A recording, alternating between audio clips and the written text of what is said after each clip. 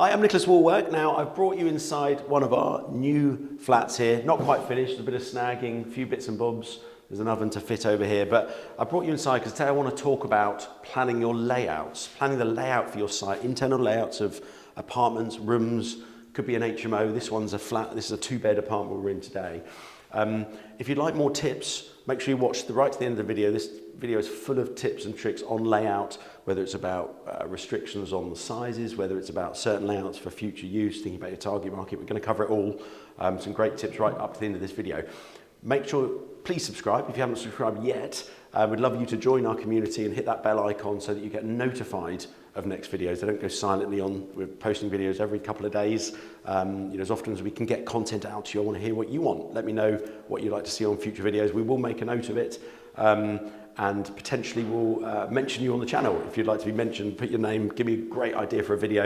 We'll try and do it next time we're filming. So in terms of layouts, I think it really all starts with your target market. Who are you going to be renting to at the end? Who is your ideal tenant? What age, what location, what kind of jobs are they going to be doing? What area is the development in that would suit that end market? It's not just about saying, great, we one of our major models is young professional market, either renting or sales. We do a lot of build to rent developments. We do a lot of joint ventures with people actually who are landlords and building their portfolios. But it's not just about going, right, we're young professionals, we're going to go into Oxford and that's going to be young professionals, because it might not suit young professionals. Actually, Oxford, that probably would suit young professionals, but it would suit student markets. Certainly a huge university campus there, obviously Oxford University and Oxford Brookes. And it would actually suit young professionals, so it's not the best example, but it might not. Let's say we go to, Eastbourne or a seaside town, which is more suited to maybe an Airbnb market or a holiday let market or serviced accommodation, or it could be care homes. A lot of people retire onto the coast. Young professionals, less so. They want to be in the bigger cities where they're working.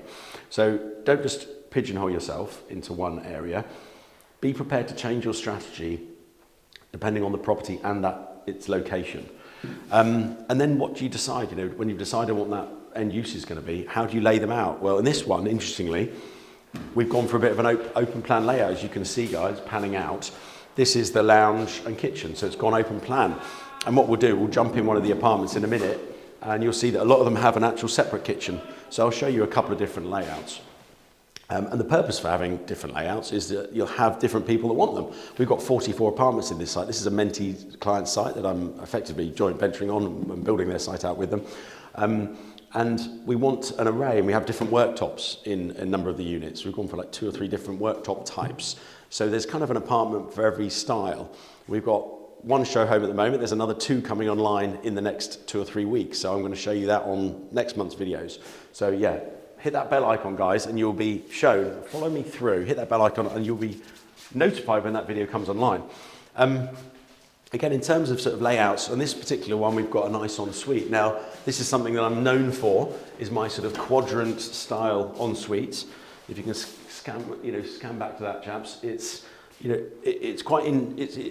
not intrusive into the room, I should say. So you sort of come in and it just blends in, and the way I like it, if that was square, you come in and it blocks off your vision as you come into the room.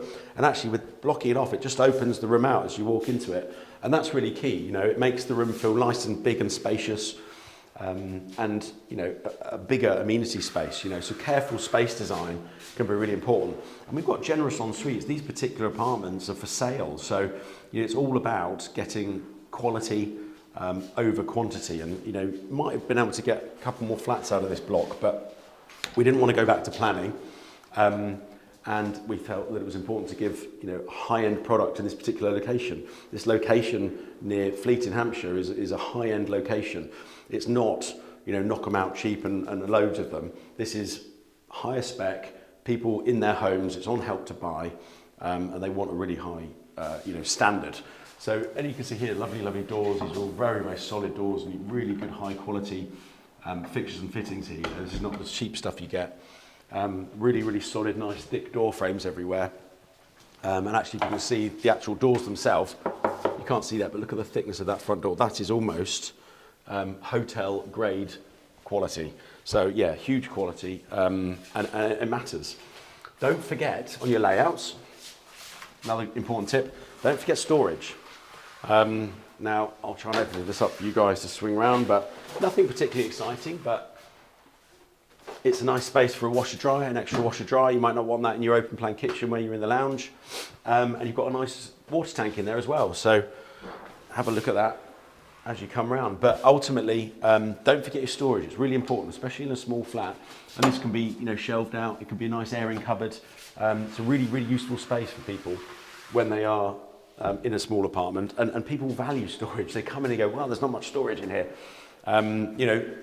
You could lose a sale for that. We haven't got any lights on today, guys, because the electrician is working his way through getting the mains lights on. In this particular 2-bed flat, we've got an ensuite in one of the rooms and a family bathroom. Now that really is overspec'd if you think about it.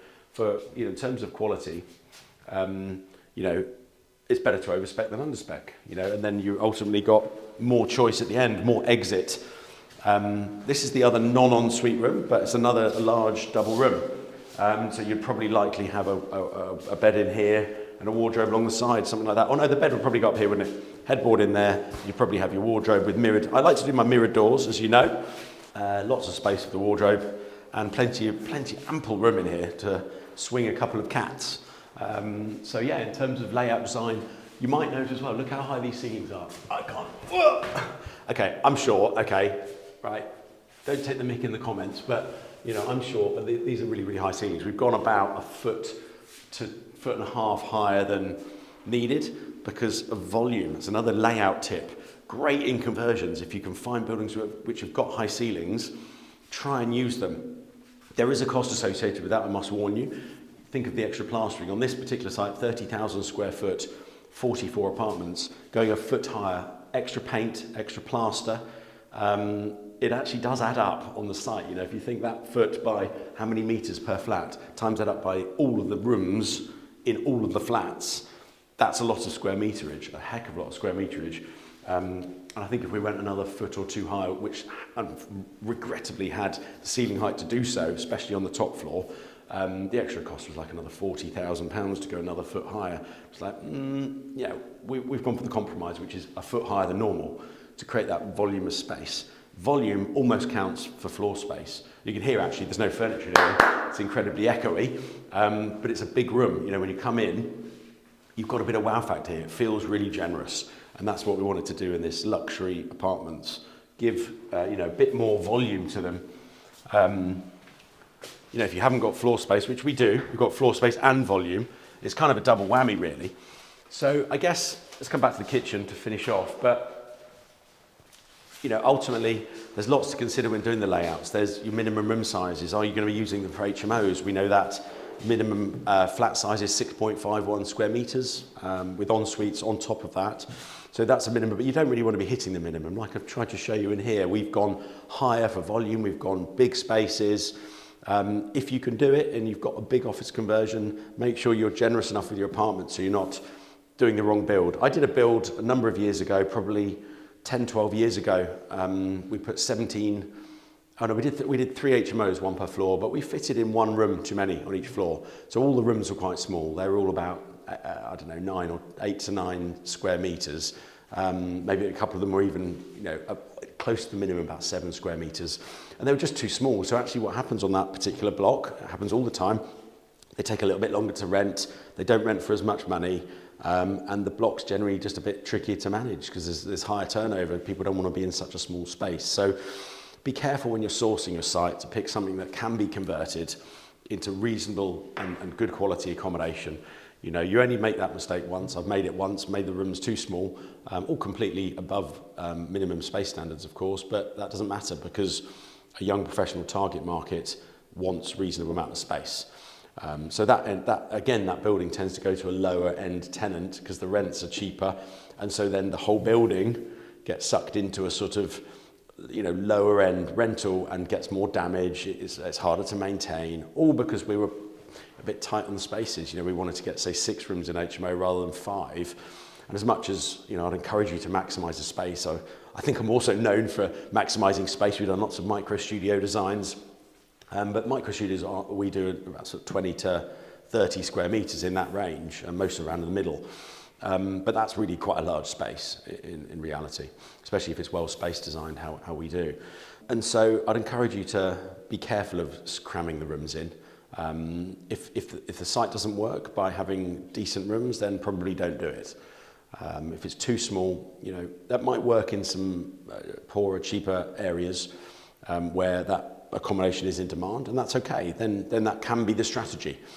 But if you're in the professional market, in a higher end market, you know, don't lose your quality, because that will attract tenants, it will attract buyers. The investment will look more attractive if you sell it as a tenanted investment at the end. So all sorts of things to think about. And then just before we wrap up this video, final tip, which a lot of people neglect, and this is critical if you're buying a building, if you're offering on a deal, do not forget this, because this is something your planning consultant or architect will pick up on. Bikes, bin storage, outdoor parking, critical on sites. You know, you can lose a planning app on parking, bin stores and bike stores if they don't feel there's enough of them, depending on your location, depending on the target market you're going for. Sometimes city centres, big town centres, they want parking schemes because they're trying to stop people coming and parking in the town centres. Others want a full parking requirement. And that will vary, of course, depending on, you know, the size of the site and how many visitor spaces you need, whether you've got 1s and 2 beds, the number of occupants, this type of thing. So all of that is really important to plan as well. So it's not just about your internal space layouts. It's not just about sizes and volume and specification, the end user, etc. You know, do you need fire doors and fire strips because it's going to be an HMO? Do you need mains wired fire alarms? All that kind of stuff, really, really important. But don't forget outside the building. You know, where can you fit those bike and bin stores? Because if you're in a town centre location, you might not have any outdoor space, and then you're fighting for a parking scheme with the council. That's going to be the biggest risk of your site. And you're going to have to put the bike and bin stores inside. So you might have to put a door in a room and lose an internal room, which affects your GDV, your gross development value, end value. So don't forget your outdoor space, guys. Get the right team on board to help you. Get the right consultants. Planning consultants on a bigger site like this are critical for picking up the detail that you might not know, understand. I'm picking up detail every planning app I do. When every building throws something different at me, I learn more. I learn more from my consultants. I'm learning all the time. And they're better at me than they're at their individual jobs. That's why they're part of my team. So I hope you've enjoyed this video. Trying to give you some tips and tricks on how to think about your layout on larger scale developments, some tips and tricks that we use on our developments to attract good buyers, different options, different exits, cover all your bases and de-risk your site as much as possible. Please do like this video if you've enjoyed it, if it's been some value to you, and I'd love you to subscribe and hit that bell icon so that you get notified next time we post a video. We're posting videos all the time that will hopefully help you on your own journey. Hope you've enjoyed this video and see you on another one very soon. Take care. Bye-bye.